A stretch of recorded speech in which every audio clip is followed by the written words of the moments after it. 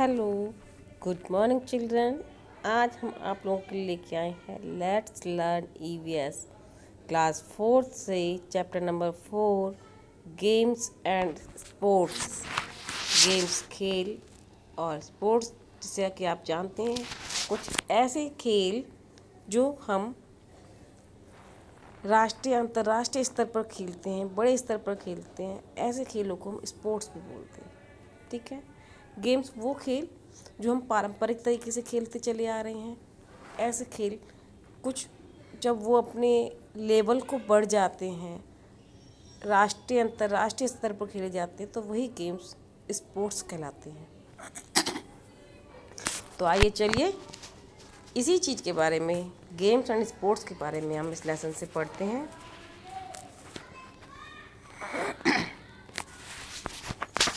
Today, the principal of school announced a game period in the assembly for class 4th and 5th. आज विद्यालय के प्रधानाचार्य ने एक गेम्स का पीरियड जो है असेंबली में सुबह जो प्रार्थना सभा होती है क्लास 4 और 5th के लिए अनाउंस किया है। आफ्टर दैट उसके बाद the students of both class were very excited. इसके बाद दोनों ही कक्षाओं के जो बच्चे थे, विद्यार्थी थे, बहुत ज़्यादा एक्साइटेड थे, उत्तेजित थे, जिज्ञासक थे। They choose the games they will play. वो अपने अपने खेल चुनने लगे जो वो खेलेंगे। इन द गेम पीरियड, उस गेम के खेल के पीरियड में। Their sports teacher divided them in the different games team. उनका जो स्पोर्ट्स टीचर थे उन्होंने उनकी कक्षा को एक अलग अलग गेम्स की टीम में विभाजित कर दिया, डिवाइड कर दिया। The different games team were of kho kho, cricket, football, volleyball and basketball. ये जो अलग अलग खेल की टीमें थी कौन कौन सी थी? एक टीम खो खो की थी, तो एक टीम क्रिकेट की थी, एक टीम उन्होंने फुटबॉल की बनाई, एक वॉलीबॉल की बनाई और एक बास्केटबॉल के लिए बनाई। Before starting games their teacher said to them.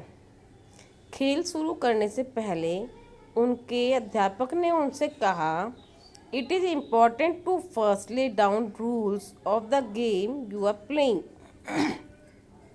तुम्हें खेलने से पहले खेल के नियम को समझ लेना चाहिए।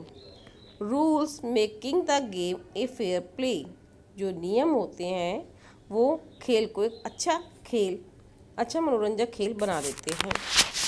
आफ्टर सम टाइम, कुछ समय के बाद, the sports teacher gathered all the student at one place. कुछ समय के बाद उनकी टीम बन चुकी थी। उसके बाद वो जो उनके खेल के अध्यापक थे वो और वो कुछ बच्चे जो है एक जगह पर इकट्ठा हुए। He encouraged all the boys and girls to play together. उन्होंने सभी लड़के और लड़कियों को एक साथ खेलने के लिए उत्साहित किया। ही सैड, उन्होंने कहा, we must play with everyone. हमें एक दूसरे के साथ खेलना चाहिए। We should not mind whether the child is a girl और a boy, whether he or she belong to a rich family or a poor family, to an upper or a lower caste. हमें खेल खेलते समय मन में ऐसा कोई विचार नहीं रखना चाहिए कि वो लड़का है या लड़की है, या वो किसी अमीर घर से बिलोंग करता है, रिश्ता रखता है, या फिर कोई गरीब घर से है, या वो कोई ऊंची जाति का है या नीची जाति का है। इस तरह के विचार हमारे मन में नहीं आने चाहिए जब हम खेल खेल रहे हों। The more children the more fun it will be. जितने ज़्यादा बच्चे होंगे उतना ही ज़्यादा मज़ा भी आएगा।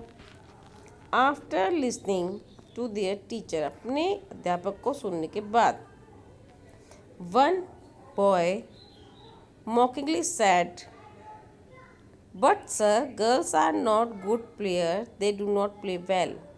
जैसे एक बच्चे ने कहा, लेकिन सर, मजाक लेते हुए, लेकिन सर श्रीमान, ये जो लड़कियां हैं ये अच्छी खिलाड़ी नहीं है। दे डू नॉट प्ले वेल, वो अच्छी तरह से नहीं खेल सकती हैं। देयर स्पोर्ट्स टीचर क्लेमली रिप्लाइड, उनके जो खेल के अध्यापक थे उन्होंने आराम से उन्हें उत्तर दिया, some people like you believe that girl can not play as good as boy.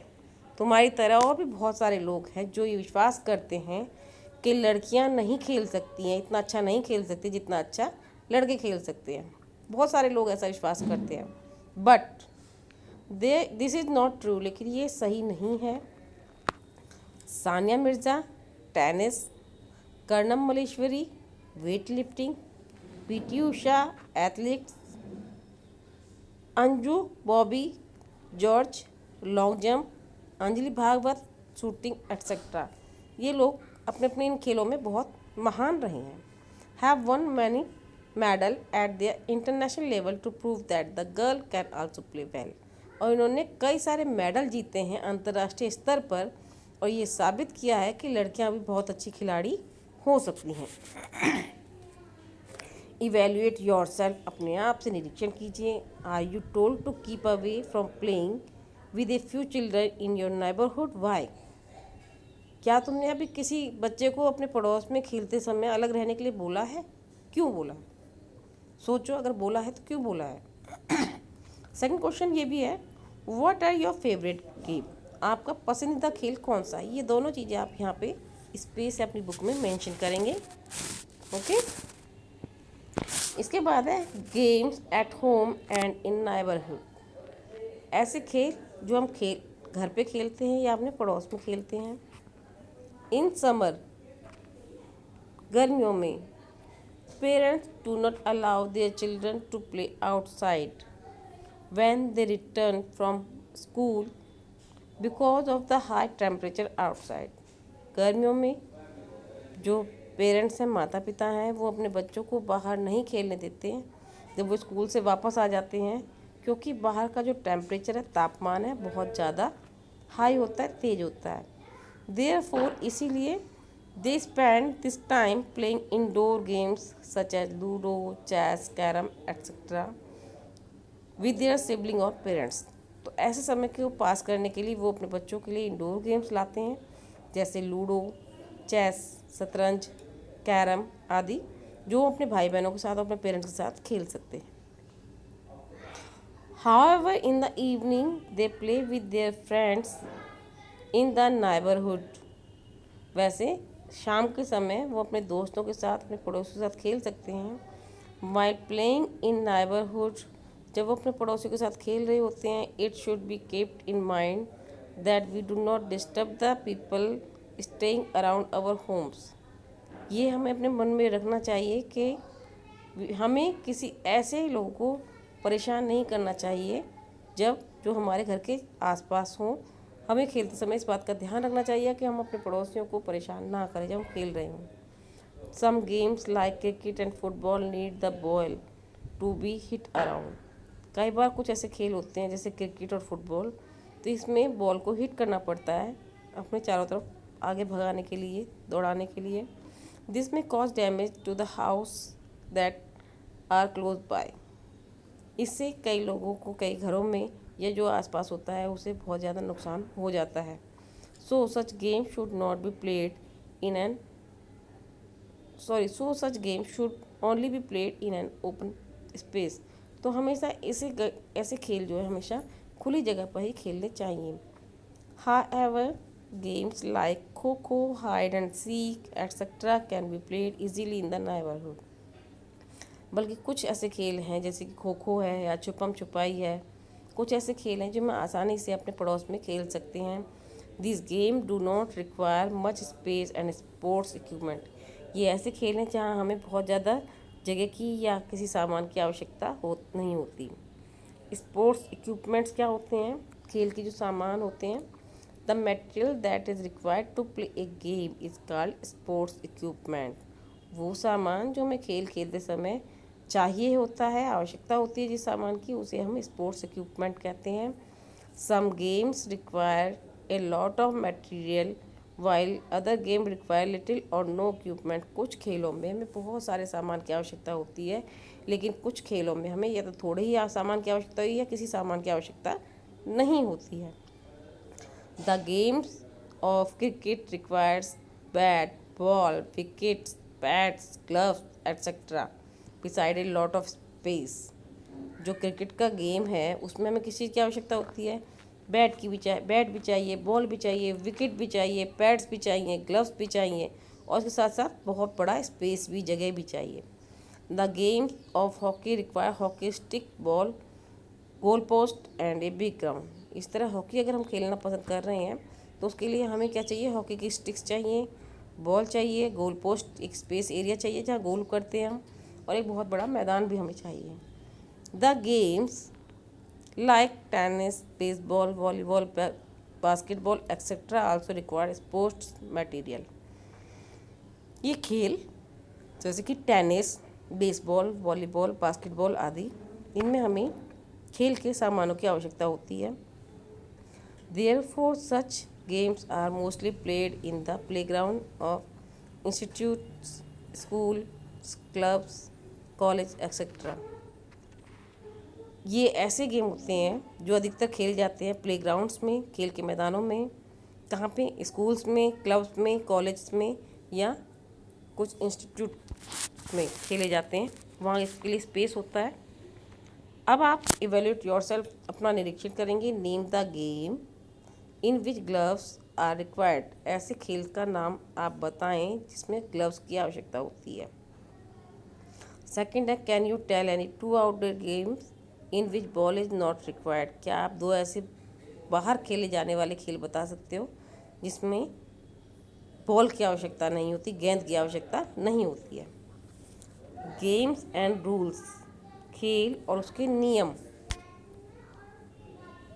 Games bring the spirit of competition and sense of discipline among children. ये जो खेल हैं ये हमारे अंदर एक दूसरे के प्रति प्रतियोगिता और अनुशासन की भावना जागृत करते हैं।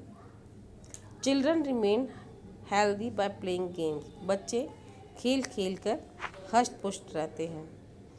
For the achievement of best result from game some important rule are laid down. एक अच्छे खेल के अच्छे निर्णय के लिए, रिजल्ट के लिए हमें उसके नियमों को अनुसरण करना चाहिए। Children do not fight with one another when rule are followed. बच्चों को आपस में लड़ना नहीं चाहिए जब नियमों को अनुसरण किया जा रहा हो। Therefore to avoid fight we must follow the rules of game. हमें उस समय लड़ाई को अवॉइड करना चाहिए, लड़ाई से बचना चाहिए, और हमें गेम्स के जो रूल्स हैं, नियम हैं, उनको फॉलो करना चाहिए, उनका अनुसरण करना चाहिए। डू यू नो, क्या आप जानते हैं? Playing game with the laid down rules also encourage children in social न्यूगेशन।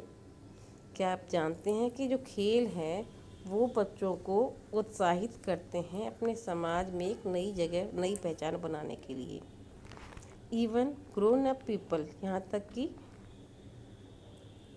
बढ़ती उम्र वाले लोग, get into arrangement while playing. वो लोग भी अपने खेलने का जो इंतजाम वो करते हैं।